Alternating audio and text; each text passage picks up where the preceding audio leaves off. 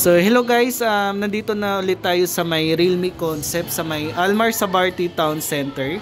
So pag-usapan natin ulit itong bagong labas ng Realme. Ang budget po nila na around 3,000 pesos only.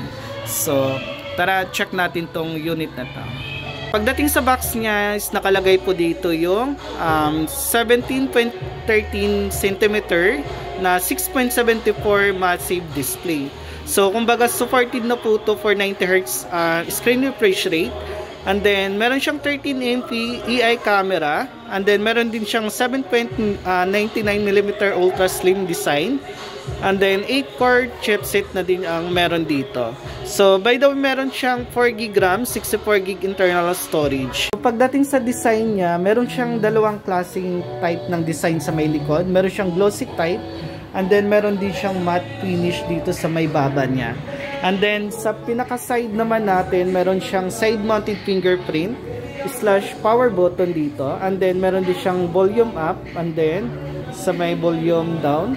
And then, pagdating sa may taas naman, wala siyang masyadong nakalagay dito. And then, sa may baba is meron tayong headphone jack, mic, itong microphone. And then, USB Type-C na din yung meron dito, and then loudspeaker.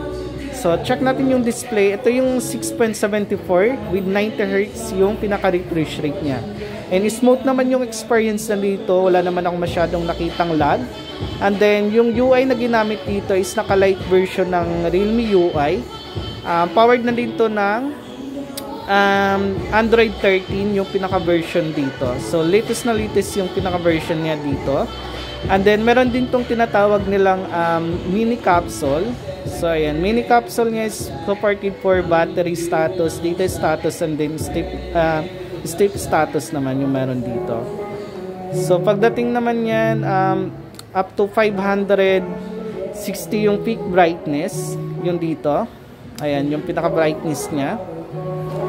And then, bukod niyan, check natin yung pinaka-camera niya kung malinaw din. So, ayan. Capture tayo dito. So, wala masyadong basic lang yung meron dito sa pinaka-camera, niya, features.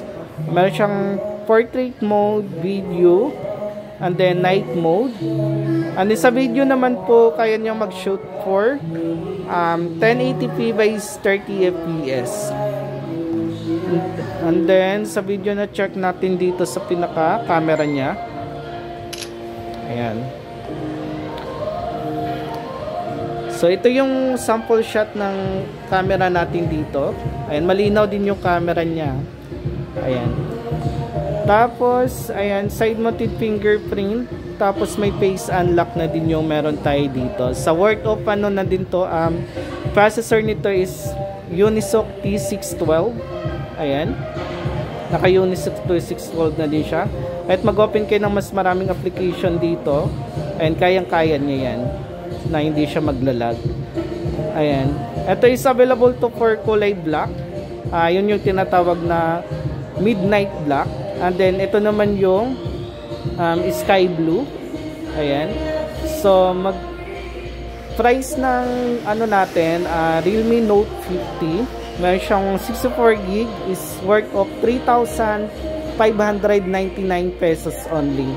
So, available na po siya sa lahat ng market natin dito sa may Pilipinas. So, ayan. Kung gusto nyo ding mag-avail dito sa may store namin, is punta lang kayo dito sa may Almar Sabarti Town Center. Available na po yung Note 50 natin dito. Ayan, may mga freebies pa tayo. Ayan, thank you!